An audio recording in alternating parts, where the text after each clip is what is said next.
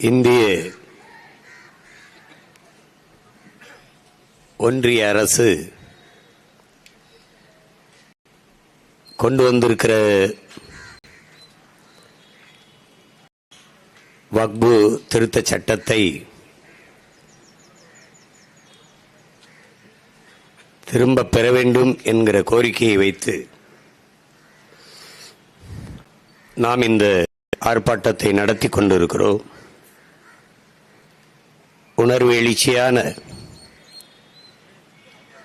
இந்த போராட்டத்தில் பங்கேற்றிருக்கிற என் உயிரோடும் உணர்வோடும் கலந்து வாழ்கிற என் அன்பு உறவுகள், உங்கள் அனைவருக்கும் என்னுடைய அன்பும் வணக்கமும்.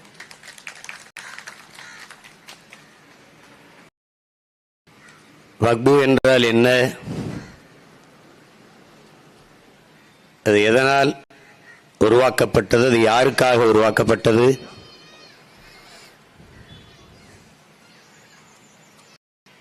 அதனுடைய நோக்கம் என்ன?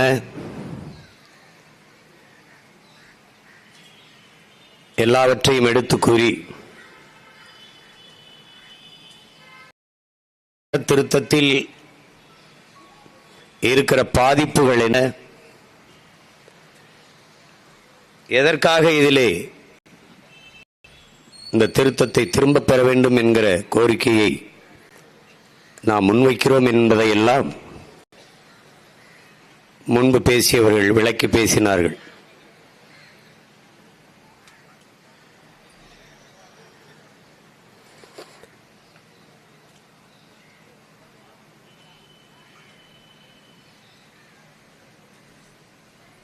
இதை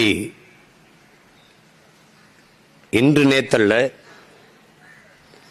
நீண்ட காலமாக இந்த அமைப்பு முறை இருந்து வருகிறது. இந்த நிலத்திலே குறிப்பாக முகலாயர்கள் ஆட்சி காலத்திலிருந்து இது இருக்கிறது. அப்புறம் வெள்ளைக்காரர்கள் நம்மை ஆண்டபோது அதிலே பல மாறுதல்கள், திருத்தங்கள் கொண்டு வரப்பட்டது. பிறகு இந்த நிலப்பரப்பு விடுதலை அடைந்த பிறகு பல்வேறு காலங்களில்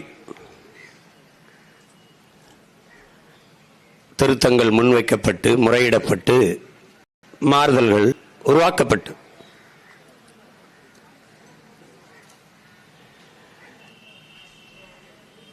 அதாவது 1998 வரை உச்சநீதிமன்றம் அளித்த தீர்ப்பின்படி வக்பு சொத்துக்கள் வக்பு வாரியத்திற்கே, அது இஸ்லாமியர்களினுடைய சொத்து, இஸ்லாமியர்களுக்கே என்பதுதான் 98 வரை இருந்த முறை. எல்லோரும் குறிப்பிட்டார்கள். அதனால மீண்டும் ஒரு முறை உங்களுக்கு அது தெளிவுபடுத்த விரும்புகிறேன். வக்பு என்பது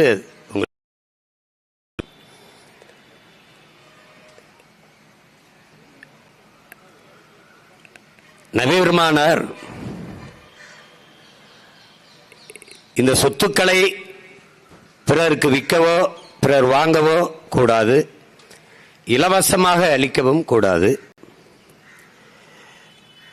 அவர்களினுடைய பாதையிலே பயணிக்கிற சந்ததியினர் அவருடைய கல்வி, ஏழை எளிய மக்களினுடைய வாழ்க்கை தர மேம்பாடு, இவற்றுக்காக அது பயன்பட வேண்டும் என்று அருளிய திருமொழிக்கேற்ப இது உருவாக்கப்பட்டது என்பதுதான் நம்பகமான உண்மை.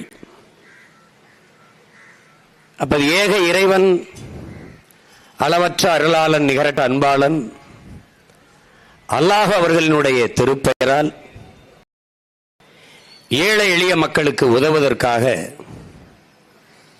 பொருள் செல்வங்கள் நிறைய உடைய இஸ்லாமிய பெருமக்கள் அருள்கொடையாக கொடுத்ததுதான் இந்த சொத்துக்கள்.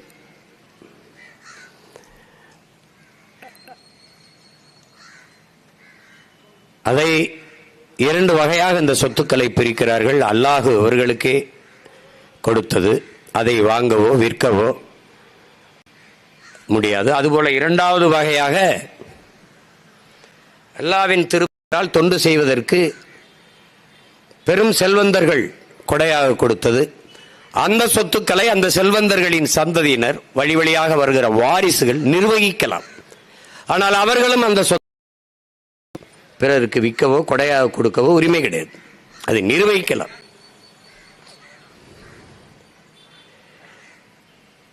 அதை இஸ்லாமிய மார்க்கத்தை சார்ந்த தலைவர்கள் எங்கள் அண்ணன் தடா ரஹீம் அவர்கள் குறிப்பிட்டது போல ஹாஜிக்கள் அது முத்தவாளிகள் என்கிற அந்த நிர்வாகிகள் அவர்கள் தான் நிர்வகித்து வந்தார்கள். இப்ப இந்த திருத்தம் வக்பு வாரியத்தில் இருக்கிற சொத்துக்கள் அசையும் சொத்துக்களில், அதாவது நிலம், கடைகள், கல்வி நிறுவனங்கள், அதுபோக பணம், இது மாதிரி அசையும் சொத்துக்கள், அசையா சொத்துக்கள், இதிலே முறைகேடுகள் நடந்திருக்கிறது என்றால் அந்த முறைகேடுகளில் ஈடுபட்டவர்களை கண்டுணர்ந்து ஆய்வு செய்து அடையாளம் கண்டு அவர்களின் மீது சட்டப்பூர்வமாக நடவடிக்கை எடுப்பது, அவர்கள் மீது வழக்கை தொடுப்பது, உரிய தண்டனையை கொடுப்பது என்பதை இங்கே இருக்கிற யாரும் எதிர்க்கவில்லை. அந்த மாதிரி திருத்தத்தை எல்லோருமே வரவேற்கிறார்கள். ஆனால் வக்பு வாரியம் என்ற ஒன்றே எதிர்காலத்தில் இருக்காது என்கிற நிலையை ஏற்படுத்த இருப்பதால் தான் போராட்டம் இருக்கிறது. நம்ம ஆட்கள் எப்படி வருவார்கள் என்றால், எங்க ஊர்ல மிக எளிதாக விளக்குவார்கள். இருக்க இடம் கொடுத்தால் நரிக்கு, இருக்க இடம் கொடுத்தால் கிடைக்கு 2 ஆடு கேட்கும் என்று. இது பாவம், ரொம்ப குளிர்ல நடுங்குது, இது பாவமா இருக்கு, இப்படி படுத்துக்க அப்படின்னா கொஞ்ச நாள் கழிச்சு கிடைக்கு 2 ஆடு கொடுக்கணும், இல்லை உன் குறவழியை கடிப்பேங்க. இது ஒரு விலங்கை வச்சு சொன்ன உதாரணம். இப்படிலாம் நடக்குமா என்று கேட்டால் நடக்கிறது, நடந்து கொண்டிருக்கிறது. அதுதான் இஸ்ரேல் பாலஸ்தீனம். இஸ்ரேலிய மக்கள், யூதர்கள் அழித்தொழிக்கப்பட்டு நாடற்றவர்களாக, ஏதிலிகளாக, உலகெங்கும் ஊதிரிகளாக அலைகிறார்.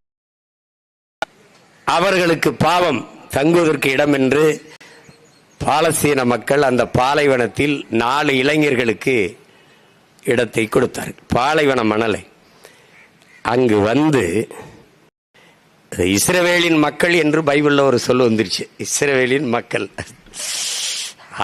புரிஞ்சுக்கிட்டு அமெரிக்கா இஸ்ரவேலின் மக்களுக்கு ஒரு நாடு வேணும்னு முடிவு பண்ணி முழுக்க துணை நின்று அந்த நாட்டை கட்டி இன்றைக்கு அது வல்லாதிக்கத்தில் ஒன்றாகி உலக நாடுகளுக்கெல்லாம் ஆயுதமிக்கிற சந்தையாக மாறி பாவம் பார்த்து இடம் கொடுத்தானோ அவனையே அடிச்சு விரட்டி மொத்த பாலஸ்தீனத்தின் தனதாக்க போராடுகிறது. உங்களுக்கு புரியும் நினைக்கிறேன். என் நாடு என் மக்கள் என்று எதிர்த்து போராடியவன் தாலிபான் தீவிரவாதி, அவன் தாய் ஆக்கிரமிக்க போராடுகிற இஸ்ரேல்கள் உலகவாதிகள், தேசியவாதிகள். இதுதான் நமக்கு ஈழத்திலேயே நடந்தது. பாவம் இவர்கள் என்று ஒண்டி பிழைக்க இடம் கொடுத்த இடத்தில் நம்மளை அடித்து விரட்டி தம் தாய் நிலத்தை ஆக்கிரமித்து இன்றைக்கு நாடற்றவர்களாக்கி சிங்களர்கள் இலங்கையை தன்னிலமாக, தன்னாடாக மாற்றி நிறுத்தியிருக்கிறார்கள்.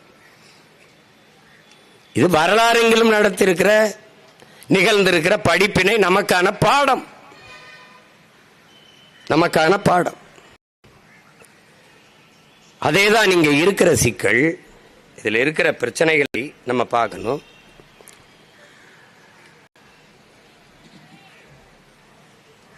குறை இல்லை, எல்லாமே நிறையாக இருக்கிறது என்று யாரும் இங்கு சொல்வதற்கு இல்லை. ஆனால் அதுக்கு விசாரணை வேண்டும், உரிய நடவடிக்கை வேண்டும் என்பதிலும் யாருக்கும் மாற்று கருத்து இல்லை. ஆனால் ஒவ்வொன்றாக பார்த்தால் 5 ஆண்டுகளுக்கு இப்ப திடீர்னு ஒருத்தர் இஸ்லாத்தை தழுவினார் அப்படின்னா அவர் 5 ஆண்டுகளாக அந்த மதத்தில், அந்த சமயத்தை, அந்த மார்க்கத்தை ஏற்று இருந்தால்தான் அவர் நாளைக்கு இந்த வக்புக்கு ஒரு நிலத்தையோ ஒரு சொத்தையோ ஒரு இதையோ கொடையாக கொடுக்க முடியும். ஒரு சட்ட திருத்தத்தை கொண்டு வருது. பிறகு அந்த இஸ்லாமிய மார்க்கம் சார்ந்தவர்களே அதை நிர்வகிக்கலாம் என்கிற நிலையை மாற்றி வேறு சமயத்தவர், குறிப்பாக இந்து சமயத்தவர் 2 பேர் அந்த நிர்வாகத்திலே ஈடுபடுத்தப்படுகிறார்கள். இதனால்தான் நேர்மையான நிர்வாகம் வரும் என்று நாடும் சட்டமும் நம்புமேயானால், அப்படி இந்து சமய திருப்பதி தேவஸ்தான கோயில் நிர்வாகம், பூரி ஜெகநாதர் கோயில், காசி விஸ்வநாதர், கேரள ஐயப்பன் கோயில், இதெல்லாம் பூரி ஜெகநாதர் கோயில் ஒரிசாவில், இது மாதிரி நிர்வாகங்கள் எல்லாம் ஒரு ரெண்டு பேர் இஸ்லாமியர்கள், ரெண்டு பேர் கிறிஸ்தவர்களை சேர்த்தால் சரியா தப்பா செய்யறாங்க என்ற நிலை நமக்கு மனநிலை வந்துடும். இந்த போராட்டம் தேவையில்லாம போயிடும். குறிப்பாக இஸ்லாமியர்களை பன்னெடுங்காலமாக நிர்வகித்து வந்த வக்பு சொத்துக்களை வேறு சமயத்தை சார்ந்த ரெண்டுவர்கள் உயர்ந்த பொறுப்புக்கு போகிற போது என்ன நடக்கும்? அந்த மார்க்கம் சார்ந்த பெருமக்கள், இது காஜிக்கள், அது முத்தவாளிகள் என்கிற அந்த நிர்வாகிகளே நிர்வகித்து வந்த தலைமை பொறுப்பில் அது எல்லா வக்பு சொத்துக்களும் அந்தந்த மாநில அரசுகள் நிர்வகித்து வந்த இடத்தில் அதில் மத்திய அரசும் தன்னுடைய இந்திய ஒன்றிய அரசும் அதிகாரம் இருக்கு, தானும் அதை நிர்வகிக்கலாம் என்று உள்நுழைகிறது. உங்களுக்கு தெரியும், ஏற்கனவே கல்வி உரிமை இழந்திருக்கோம், மருத்துவ உரிமை இழந்திருக்கோம், எல்லா வரியும் எடுத்துட்டு போயிருக்குது. எல்லா உரிமையும் எடுத்துக்கொண்டு போய் வைத்துக்கொண்டு கீழே போட்டுக்கொண்டு மேலே ஏறி உட்கார்ந்து கால் மேலே கால் போட்டுக்கொண்டு அதிகாரம் செய்யுது இந்திய ஒன்றிய அதிகாரம். இந்த வக்பு சொத்துக்களுக்குள் நுழையும் போது அது என்ன செய்யும்? இஸ்லாமிய மக்களுக்கு எதிராக எதிர் அரசியலை, நச்சு அரசியலை விதைப்பது ஒன்றுதான் இந்து மக்களின் உணர்வை தூண்டி அவர்களுடைய வாக்கை தன் பக்கம் திருப்பும், நிலைத்து இருக்க வைக்கும் என்கிற நம்பிக்கை கொண்ட ஆட்சியாளர்கள் இதை செய்வதால் நமக்கு அச்சம் கூடுதலாக. அதாவது ரொம்ப கவனிக்கத்தக்கது.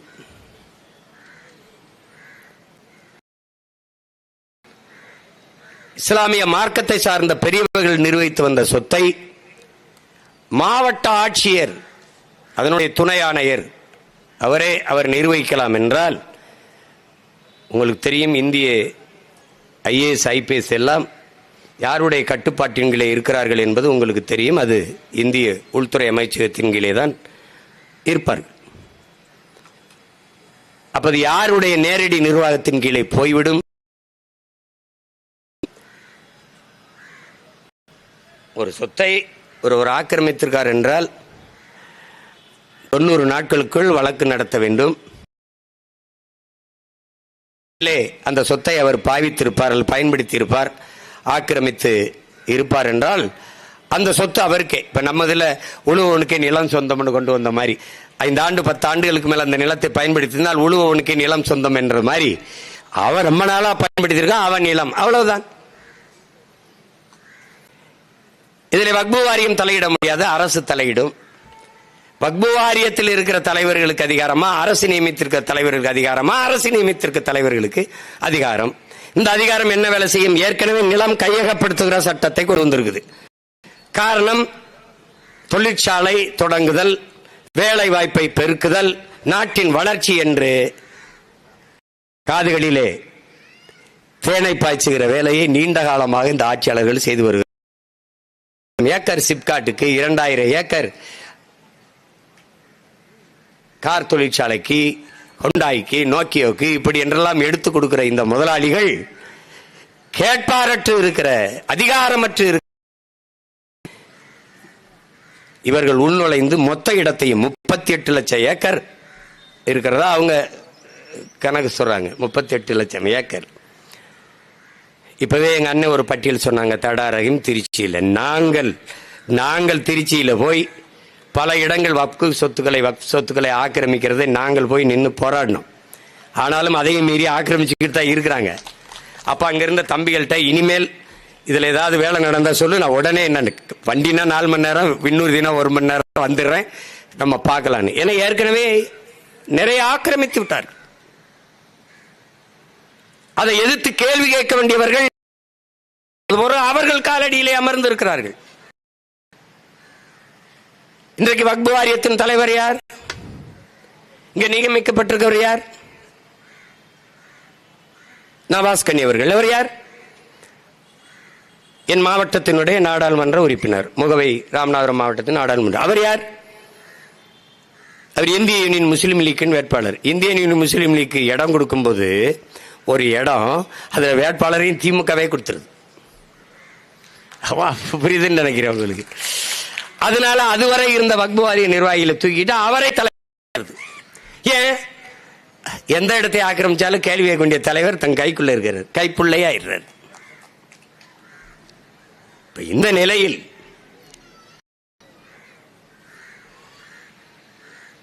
ஒரு 10 ஆண்டுகள் கழிச்சு வக்பு வாரியம் என்ற ஒன்று இருந்ததே யாருக்கும் தெரிய போறதில்லை.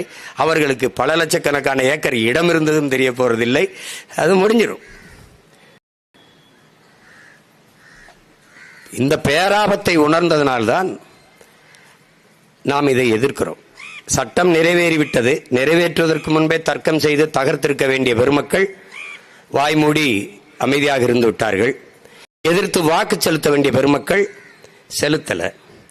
அதில் புதுச்சேரியோடு சேர்ந்து 40 உறுப்பினர்கள் 22 பேர் தான் வாக்கு செலுத்தியிருக்கிறார்கள். மீதி பேர் எதிர்த்து வாக்கு செலுத்தினார்களா இல்லை என்ன செய்தார்கள் என்றே இசைவாக வாக்கு செலுத்தினார்களா எதுவுமே தெரியவில்லை. இந்த திமுக எப்படி செய்யும்னா, நீட்டை கொண்டு வரும்போது கூடவே இருக்கும். கொண்டு வந்ததுக்கு உங்களுக்கு தெரியும், காங்கிரஸ் அதை பாராட்டும், வரவேற்கும். நீட்டில் மட்டும் தங்கை அனிதா மரணிக்கவில்லை என்றால் அந்த நெருப்பு பற்றி இருக்காது, அமைதியாக தான் இருந்திருப்பார்கள். அவள் இறந்த பிறகு நம்மை போன்றவர்கள் கொண்டு வந்த அயோக்கிய பயல்கள் இவர்கள் தான், நீட்டை நம் திசைக்கு நீட்டியவர்கள் இவர்கள் தான் என்றவள். நாங்கள் வந்தால் நீட்டை ஒழிப்போம், எங்கே ஒழிப்போம்.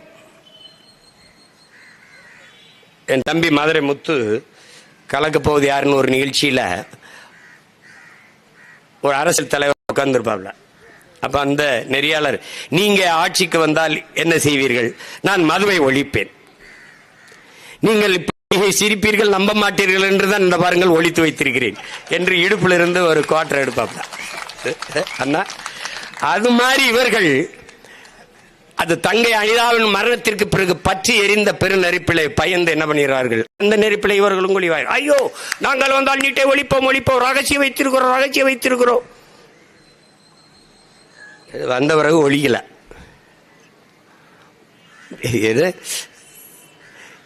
இப்ப நீட்டுக்கு எதிராக ஒரு தீர்மானம், கச்சத்தீவு மீட்புக்கு எதிராக ஒரு தீர்மானம். உலகத்துல நமக்கு இந்த கச்சத்தீவு பறிபோனது, நீட்டை கொண்டு வந்ததுல கூட நான் வேதனைப்படல. இவங்க இன்னும் நம்மள பைத்தியக்கார மக்கள் நினைச்சுக்கிட்டு வண்டி ஓட்டுறான் பாடுறாடே. இழிவானவர்கள், அறிவு தெளிவு அரசியல் புரிதலற்ற அடிமை கூட்டம், அறிவற்றவர்கள். இந்த எண்ணத்தில் தான் தொடர்ச்சியாக இந்த நாடகத்தை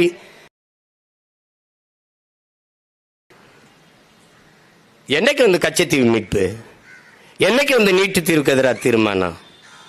இப்ப அங்க பேசாம இருந்துட்டு இங்க வந்துட்டு வக்பு திருத்த சட்டத்துக்கு எதிராக தீர்மானம், இப்ப நீதிமன்றத்தில் வழக்கு. இப்படித்தான் சட்டம் நிறைவேறிவிட்டது. உச்ச நீதிமன்றம் எழுதுன்ட்டு போயிட்டது, ஒண்ணும் பண்ண முடியல. எல்லாமே இந்த மக்களின் வாக்கை குறிவைத்து நகர்கிறார்களே ஒழிய இந்த மக்களின் வாழ்க்கை, அவர்கள் உயிர், அவர்கள் உணர்வு, அவர்கள் உடைமை, உரிமை எதை பற்றியும் இவர்களுக்கு கவலை கிடையாது. இவர்களுக்கு நீயும் நானும் ஒரு ஓட்டு. உங்கள் பிள்ளைகள் எங்களுக்கு நீங்களும் நாங்களும் உயிர் மதிப்புமிக்க ஒரு உயிர். உங்களுக்கும் பசி, உறக்கம், கனவு, கண்ணீர், உணர்வு, உரிமை எல்லாம் இருக்கிறது என்பது எங்கள் நிலைப்பாடு. அவர்கள் எப்படியாவது இந்த மக்களை ஏமாற்ற வேண்டும் என்று என்பார்கள். நாங்கள் இந்த நிலையிலிருந்து எப்படியாவது இதை மாற்ற வேண்டும் என்று நினைப்போம். இவர்கள் மந்தைகளாக என் மக்களை வைத்து ஆள வேண்டும் என்று நினைப்பார்கள். உயர்ந்த சிந்தனை உள்ளவர்களாக என் மக்களை மாற்றி எல்லா இனங்களையும் போல என் மக்களும் வாழ வேண்டும் என்று உங்கள் பிள்ளைகள் நாங்கள் நினைப்போம். என்ன ஒரு பிரச்சனையிலும் அவர்கள் ஒப்புக்கொள்வார்கள். உங்கள் வயிற்றிலிருந்து வந்த நாங்கள் தான் உங்களுக்கு உளமாற அழுவோம். இதை நீங்கள் புரிந்து கொள்ளணும். என் அண்ணன் தடா ரஹீம் அவர்கள் சொன்னார்கள், சீமானின் பக்கம் நாம் தமிழரின் பக்கம் நீங்கள் நிற்க வேண்டும் என்று. நீங்கள் நின்றதில்லை, நிற்பீர்கள் என்று நான் எண்ணவில்லை. மீனவர்களுக்காக சீமான் போராடுகிறான், மீனவர்கள் என்னோடு நிற்பார்கள் என்பதற்கல்ல. பஞ்சமர் நிலத்தை மீட்க நாம் தமிழர் பிள்ளைகள் போராடுகிறார்கள், பஞ்சமர் நிலத்தை இழந்த மக்கள் எங்களோடு நிற்பார்கள் என்பதற்கு இல்லை. உழவர் குடிகள் ஒவ்வொருவரும் பிரச்சனைக்கும் ஓடி இருக்கிறார்கள், அவர்கள் எங்களோடு நிற்பார்கள் என்பதற்காக இல்லை. என் அருமை இஸ்லாமிய சொந்த எந்த இன்னல் வந்தாலும் முதலில் போய் நாங்கள் நின்று போராடுவது அவர்கள் எங்களோடு நிற்பார்கள் என்பதற்காக அல்ல, நாங்கள் உங்களோடு நிற்கிறோம் என்பதை காட்டுவதற்கு. காரணம், இந்த மண்ணில் தமிழனாக பிறந்த ஒவ்வொருவனின் பிறவி கடமை, வரலாற்று பெரும் பணி, கால கட்டளை, அதை நாங்கள் செய்கிறோம். நீ எங்கூட நின்னா நில்லு, நிக்கலைன்னா போ, இது என் கடமை, நான் செய்கிறேன்.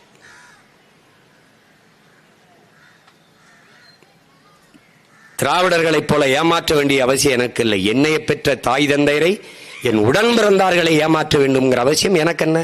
அப்படி என்ன எங்களுக்கு ஒரு அரசியல், அப்படி எங்களுக்கு ஒரு வெற்றி, அப்படி என்ன எங்களுக்கு ஒரு பதவி? அது அவசியம் இல்லை.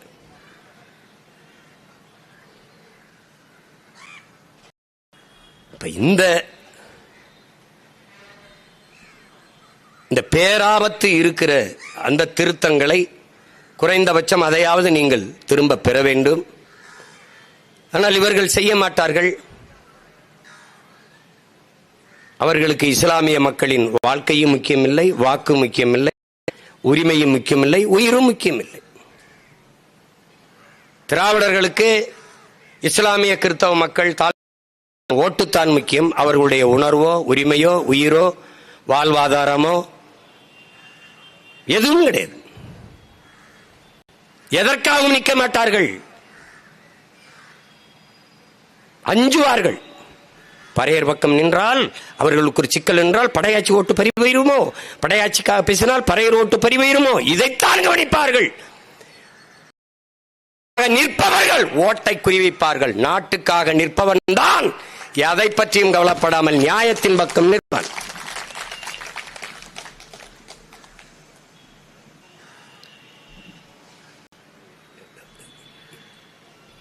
இந்த சட்ட திருத்தத்தில் மற்ற சமயத்தவரை உள்நுழைப்பது என்பது அது பேராபத்தான போக்கு. அதை எதிர்க்காமல் ஏற்க வேண்டும் என்றால் தமிழ்நாடு இருக்கிற ஒவ்வொரு கோயிலுக்கும் எவ்வளவு சொத்து அதை வெளியிடணும். அந்த கோயில்கள் சொத்துகள் அப்படியே யாராலும் ஆக்கிரமிக்கப்படாமல், அத்துமீறி பறிக்கப்படாமல் அப்படியே இருக்கிறதா என்ற உண்மையை வெளியிடணும். எனவே அதை நிர்வகிக்க இப்ப தமிழ்நாடு குறிப்பா இந்திய நிலமங்கும் இருக்கிற கோயில்கள்ல எவ்வளவு வருமானம் ஆண்டுக்கு, அந்த கோயிலில் வர்ற சொத்துக்கள், கோயிலில் இருக்கிற வருமானங்கள்லாம் எந்த வழியில் எப்படி செலவிடப்படுது, அந்த கணக்குகள் தெளிவாக வரணும். அந்த கணக்கை அந்த சமயம் சார்ந்தவனே பார்த்துக்கிட்டு இருக்கிறது அது சரியாக வராது.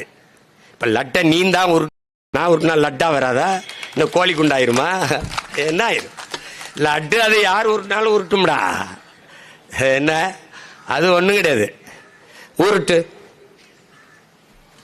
அப்போ திருப்பதி தேவஸ்தானத்தில் 2 போடு, 2 கிறிஸ்தவனை போடு. நாங்க எதிர்த்து இந்த மாதிரி போறோம்னா தூக்கி ஜெயிலில் போடு. தர்மத்தின் வழி நில்லுங்கள். ஒரு சமயத்தை ஏற்றுக்கொண்டார்கள்ங்கிறதுக்காக குடிமக்களை நசுக்குவது, நயவஞ்சகமாக ஒதுக்குவது, அச்சுறுத்துவதெல்லாம் இந்த நாட்டின் ஒருமைப்பாட்டுக்கும் இறையாண்மைக்கும் ஏற்புடையதல்ல.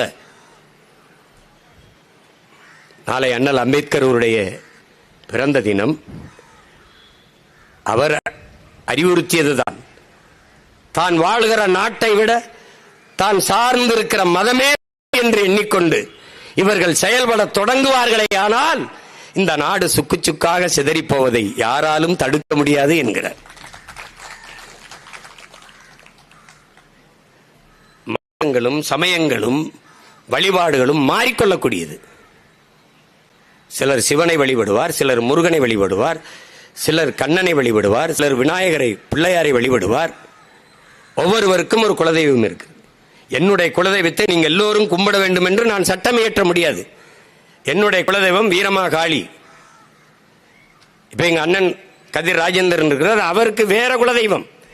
ஆனால் என் அண்ணன் உடன் பிறந்த என் தங்கைக்கு என்னுடைய குலதெய்வம் வீரமாகாளி தான் குலதெய்வம். அது குலவழியே பிரிக்கப்படுது. அது ஏன் குலதெய்வத்தை தான் நீங்க எல்லாரும் கும்பிட்டாகணும் அப்படிலாம் குச்சி வச்சு அடிச்சுக்கிட்டு இருக்க முடியாது. வழிபாடு என்பது, மொழி என்பது, உடை என்பது, உணவு என்பது வாழ்விடம் தீர்மானிக்கக்கூடிய ஒன்று. அது போய் சொல்லிருக்க கூடாது. கொடைக்கானல்ல போய் அப்படியே வேட்டி சட்டையை கட்டிக்கிட்டு இப்படி சுத்திக்கிட்டு இருக்கு, எதுக்கு மேல சொட்டுலாம் போட்டு அங்க அவன் வாழ்விடம் தான் இதெல்லாம் தீர்மானிக்குது. அதை புரிந்து கொள்ளாமல் இவர்கள் இயங்குகிறார்கள். இந்திய நாட்டினுடைய மக்கள் நம்ம கேட்கிறோம், இந்துக்கள் நிறைந்து வாழ்கிற நாடு என்றால் இந்த நாட்டில் இந்து மக்களினுடைய வழிபாட்டு தலம் அரபு நாடுகளிலே கட்டப்படுகிறது. அதற்கு அவர்கள் இடம் கொடுக்கிறார்கள், அனுமதி கொடுக்கிறார்கள்.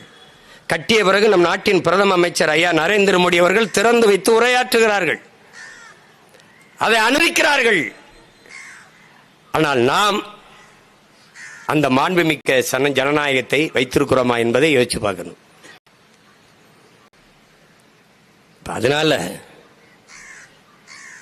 இத்தனை நாடாளுமன்ற உறுப்பினர்கள், மாநிலங்களவை உறுப்பினர்களை வைத்திருக்கிற பாரதிய ஜனதா கட்சி ஒரு இஸ்லாமிய மக்களை கூட ஒரு உறுப்பினர் கூட இல்லாததால் இந்த பிரச்சனை இங்கே இருக்குது. சின்ன புழுவை போட்டு பெரிய மீனை பிடிக்கிற மாதிரி திமுக என்ன செய்யும், 22 இடம் 40 இடம்னு வச்சுக்கிறீங்க, அதுவே போட்டியிடும், ஒரு இஸ்லாமியர்கள் கூட கொடுக்காது.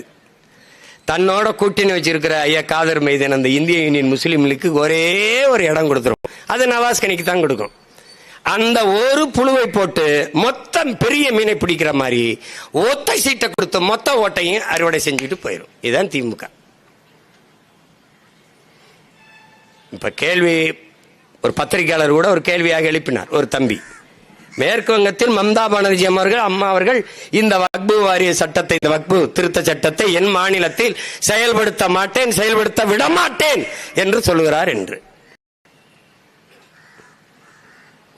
அவங்க ஆத்தாளப்பன் எப்படி இருந்தாலும் சோறுல உப்பு போட்டு சாப்பிட்டுக்கிட்டு இருக்கலாம். அதாவது அவள் அந்த மண்ணின் மகள், அந்த மண்ணுக்கும் மக்களுக்கும் நிற்கிறாள். 8 பேர் ஒரு கட்சி ஆரம்பிச்சவ ஏறினதுல இருந்து இதுவரை இறக்க முடியல.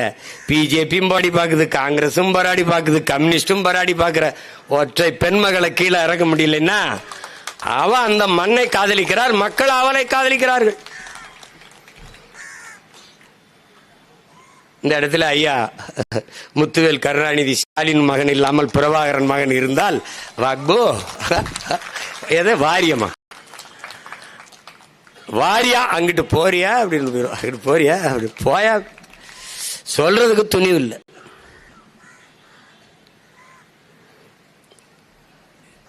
இப்பவும் இந்த நாடகம்லாம் எதுக்கு தெரியுமில்ல, இந்த தீர்மானம் வக்பு சட்டத்துக்கு எதிராக தேர்தல் வருது, ஓட்டு நம்ம மேல வெறுப்புல சீமானுக்கு போட்டுருவானோ, வேற வந்துடக்கூடாதெல்லாம் பிரச்சனை இல்லை, பிஜேபி வந்துடும் பிரச்சனை இல்லை, அவர்களுக்கு சீமான் வளர்ந்துருவானோ அதுதான் பிரச்சனை. பிரச்சனையே தான். ஒருவேளை சீமானுக்கு போட்டாங்கன்னா என்ன பண்றது? அது அதனால போடுற நாடகம் தான் இது. ஒவ்வொரு நாடு என்னது நீங்க சொல்லுங்க. இஸ்லாமிய சிறை கைதிகள் விடுதலையில இவங்க போட்ட நாடகம் என்ன? 35 ஆண்டுகள் ஆயிருச்சு, ஒரு தலைமுறைக்கு உள்ள இருக்காங்க. ஒவ்வொரு தேர்தலையும் அப்பாவி இஸ்லாமிய சிறை கைதிகளை விடுதலை செய்ய எங்களுக்கு வாக்குத்தாருங்கள். அதேதான் ஐயா ஸ்டாலின் 21 தேர்தலில் கேட்டாங்க. ஆனால் இந்த சிறை கைதிகளாக இவர்களை ஆக்கியவர், இஸ்லாமிய தீவிரவாதிகளாக ஆக்கிய பெருந்தகை ஐயா கருணாநிதி அவர்கள் தான். முதலாக தமிழக சட்டசபையிலே இஸ்லாமிய தீவிரவாதிகள் என்ற சொல்லை உதித்த பெருமகன் ஐயா கருணாநிதி அவர்கள் தான்.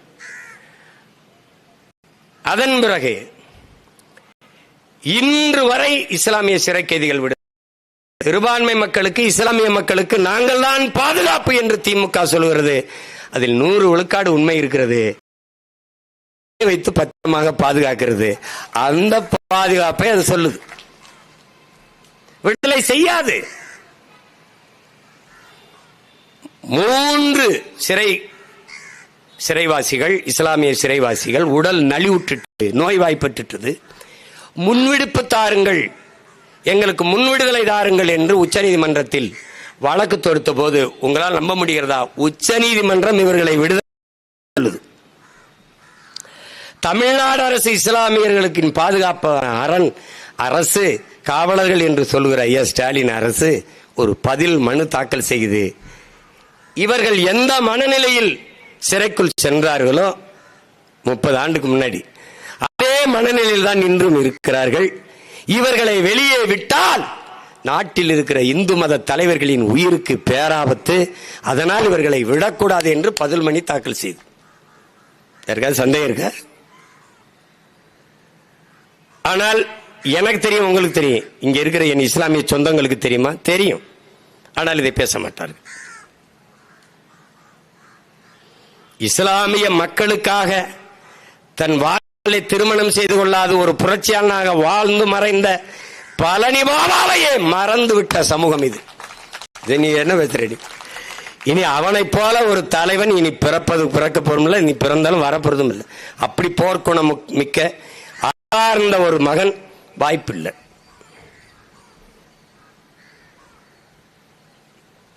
கண்ணிக்க காகிதம் இல்லத்தின்ட்டு வார்த்தையில மட்டும் சொல்லி அவரை மறந்து விட்டு போன சமூகம் இது. இது தன்னலவாதிகள், பிழைப்புவாதிகளின் கையில் பின்னாடி நிற்கிற மக்களாக என் மக்கள் மாறிவிட்டார்கள்.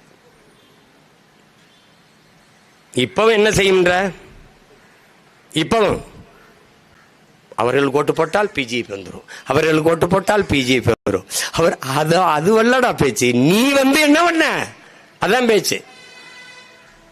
சாதிவாரி கணக்கெடுப்பா மத்திய அரசு எடுக்கணும். இப்போது கர்நாடக அரசு, கர்நாடக ஆளுகிற காங்கிரஸ் அரசு சாதி கணக்கெடுப்பு எடுப்பேங்குது. தெலுங்கானாவில் இவங்களோட கூட்டணி வச்சிருக்க காங்கிரஸ் சாதிவாரி கணக்கெடுப்பு எடுத்து அறிவிக்குது. இவர்கள் எடுக்க மாட்டார்கள், மத்திய அரசை சாட்டி விடுவார்கள். ஆனால் இவர்கள் யார்? மாநில உரிமைக்காக பேசியவர்கள், மாநில தன்னாட்சி பேசியவர்கள். நாங்கள் தான் மாநில உரிமையின் காரணம். இப்போது இஸ்லாமிய சிறை கைதிகள் விடு இல்லை, ஆளுநர் கையெழுத்திட மறுக்கிறார். அவர் மறுப்பார் தெரியுமே. அவர் உறுப்பினர், ஒரு பாரதிய ஜனதாவின் சித்தாந்தத்தை ஏற்றவர், பாரதிய ஜனதா கட்சியின் நியமன உறுப்பினர், ஆளுநர். கையெழுத்திடுவார் இஸ்லாமிய சிறை கைதிகள் விடுதலைக்கு.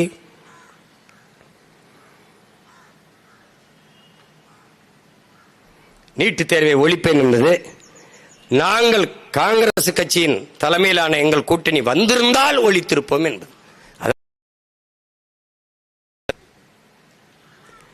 ஆளுநர் கையெழுத்திட்டால் உங்களை செய்கிறேன், அப்படித்தானே நீ சொல்லியிருக்கணும். விடுதலை செய்ய எனக்கு வாக்கு தாருங்க. வாக்கு தந்தவருக்கு வாய் மூடிட்டு இருந்தா அப்படி.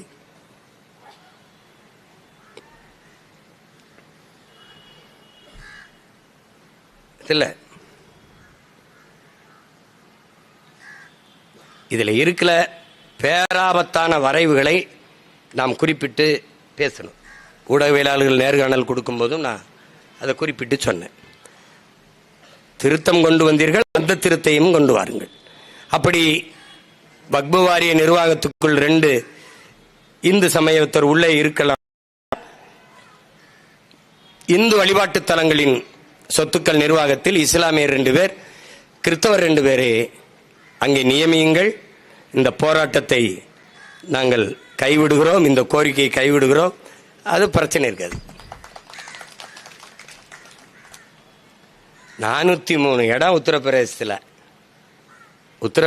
403 இடம். ஒரு இடம் இஸ்லாமியனுக்கு கொடுக்கல.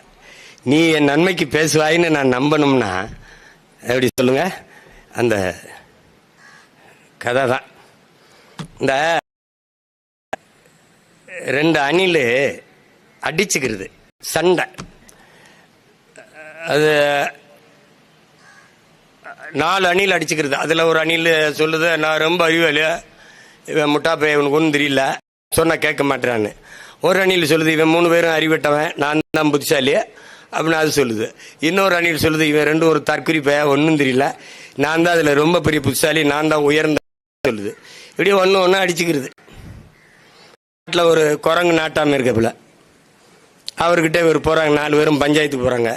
ஐயா, நீங்கள் தான் எங்கள் பிரச்சனையை தீர்த்து வைக்கணும். அவர் கால் மேலே கால் போட்டுக்கிட்டாப்ல, ஏன்னா பஞ்சாயத்து வந்துருச்சுல. என்ன ஐயா, நான் என்ன சொன்னாலும் கேட்க மாட்டேன் ஐயா, இவன் ஒன்றும் தெரியாத பைத்தியக்காரங்களா இருக்காங்க, அறிவில்லாதவனா இருக்காங்க. அப்படி ஒவ்வொருத்தனும் பஞ்சாயத்து சொல்லும்போது, சரி நீங்கள் அறிவாளிகளா இல்லையா, நீங்கள் உங்களில் யார் பெரிய ஆள், இதெல்லாம் நான் சொல்கிறேன். ஒரு வாரம் நான் சொல்கிறத செய்யுங்க, போய் எனக்கு பசிக்குது சாப்பிட்றதா எடுத்துட்டு வாங்க. அது குடுக்குடுன்னு ஓடி போய் பழங்களை பறித்து கொண்டாந்து அதை கொண்டாந்து வச்சுட்டு அப்படியே நிற்கிது. ஏசமா சாப்பிட்டு தூங்கிட்டாப்புல. மறுபடியும் ஐயா இன்னும் ஒரு வாரம் இருக்குது, போயிட்டு வா. ஒவ்வொன்றும் சாப்பிடக்கூட, கால் வலிக்குது, கொஞ்சம் அமுக்கி விடு, தலையை கொஞ்சம் சொரிஞ்சு விடு.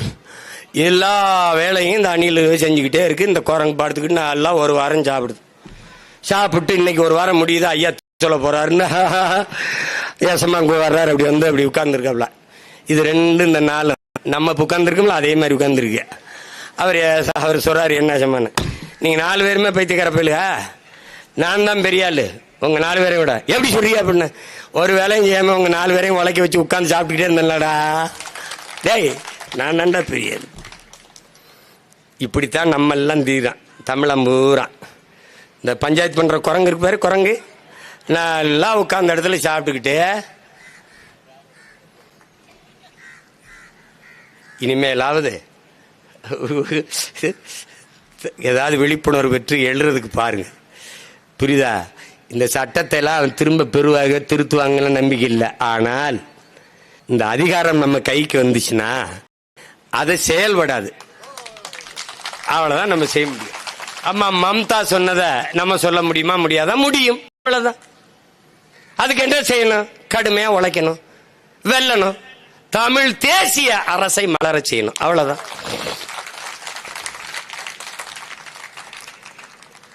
அதுக்காக வக்பு வாரியத்தில் ஏமாற்றுது, இஸ்லாம் தேர்தல் வாய்ப்புல ஏமாற்றுது, அவ்வளவு பெரிய இடங்களை வைத்திருந்தது. 60-70 இடங்களுக்கு மேலே வைத்திருந்தார் தாத்தா காகிதம் இல்லத்தவர்கள். இன்னைக்கு ஒரு இடம், அதுவும் தனிச்சு நிக்க முடியாது, உதயசூரியன்லயே நிக்கணும். அந்த நிலைக்கு தேய்த்து குரலற்ற, அரசியல் வலிமையற்ற அடிமை மக்களாக மாற்றி நிறுத்தியது திராவிட முன்னேற்ற கழகம் என்பதை அறிவார்ந்த தமிழ் சமூக மக்கள் புரிந்து கொண்டு இந்த அரசியலை அணுகணும். என் தம்பி சொன்னான், தமிழ்நாட்டில் ஒரு இமாம், நான் அவனும் பேசிட்டு இருக்கும்போது சொன்னேன், தம்பி நம்ம உண்மையிலே அல்லாஹ் ஒருவனுக்கு தான் பயப்படணுமா இல்லை இந்த திமுகவுக்கும் பயப்படணுமா? பார்த்தாலும் 5 வேளை தொழுகும் போது நம்ம என்ன துவா பண்றோம், என்ன சொல்லி துவா பண்றோம்? இந்த அநீதி தொடரணும், இந்த அக்கிரமம் தொடரணும், எங்க அடிமை நிலை தொடரணும்னு அப்படியா வேண்டுறோம்? கொடுமை. சட்டம் இயற்றிட்டார்கள், நம்மால் ஒன்றும் செய்ய முடியாது என்று. ஆனால் இந்த அதிகாரம் நமக்கு கைவரப்பட்டால் நாம் சொல்ற இந்த ஆபத்தான சட்ட திருத்தங்கள் செயல்படுத்தப்பட மாட்டாது. நம் மக்களின் சொத்துக்களை பாதுகாக்கிற வலிமை நமக்கு வரும். அதிலே உறுதியாக நின்று போராடி நம் அதிகாரத்தை வென்றுதான் நம் உரிமைகளை நாம் பாதுகாக்க வேண்டும் என்ற நிலைக்கு தள்ளப்பட்டு விட்டோம். அதை புரிந்து கொண்டு என்னருமை சொந்தங்கள், கொளுத்துகிற இந்த வெயிலிலும் உணர்வோடு கூடி இந்த ஆர்ப்பாட்டத்தில் பங்கேற்றிருக்கிறீர்கள். நாடெங்கிலும் நம் அன்பு பிள்ளைகள் போராடி கொண்டிருக்கிறார்கள். நீண்ட நேரம் எடுத்து விளக்க தேவையில்லை. எல்லோருமே படித்து உணர்ந்த பிள்ளைகள். வக்பு என்றால் என்ன, இந்த சட்ட திருத்தத்தில் இருக்க பேராபத்து என்ன என்பது உங்களுக்கு தெரியும். இது மாலை நேரம் என்றால் கூடுதலாக நேரம் எடுத்து விளக்கி பேசலாம். இதுதான் செய்தி. இதுதான் அந்த சட்டத்தில் இருக்கிறது பேராபத்து. நீ எழுதி வை, 10 வருஷத்துக்கு அப்புறம், 10 ஆண்டுக்கு அப்புறம் வக்பு என்ற சொல்லும் இருக்காது, வாரியம் இருந்த தடமும் இருக்காது. மகாராஷ்டிரால எப்படி சிவசேனாங்கிற ஒரு கட்சி இப்ப இல்லையோ, அப்படி இங்க பல கட்சிகள் இல்லாம போகும். நமக்கு தெரியுதுல என்ன நடக்கும்னா, அதுக்கு நம்ம எச்சரிக்கையா இருந்து செஞ்சு பொழைச்சிக்கணும். மழை வரும்னா கொடை பிடிச்சிட்டு போறீல, மழை வரும்னா கொடை எடுத்துக்கிட்டு போற, அது மாதிரி ஆபத்து வரும்போது உன்னிட்ட ஒரு கொடை இருக்கு, அதான் அரசியல். அதை பிடிச்சிக்கிட்டு சரி பண்ணும். போராட்டத்தில் பங்கேற்ற எல்லோரும், குறிப்பாக நம்முடைய அண்ணன் தடா ரஹீம் அவர்களுக்கு நம்மளுடைய அன்பும் நன்றியும். உங்க எல்லாருக்கும் என்னுடைய பேரன்பும் வணக்கமும். புரட்சி எப்போதும் வெல்லும். நம் போராட்டம் நாளை எதை சொல்லும். நம் இலக்கு ஒன்றுதான், இனத்தின் விடுதலை. இனம் ஒன்றாவும் இலக்கை வென்றாவும். தமிழ்தாய் வாழ்க. தலைவர் பிரபாகரன் வாழ்க.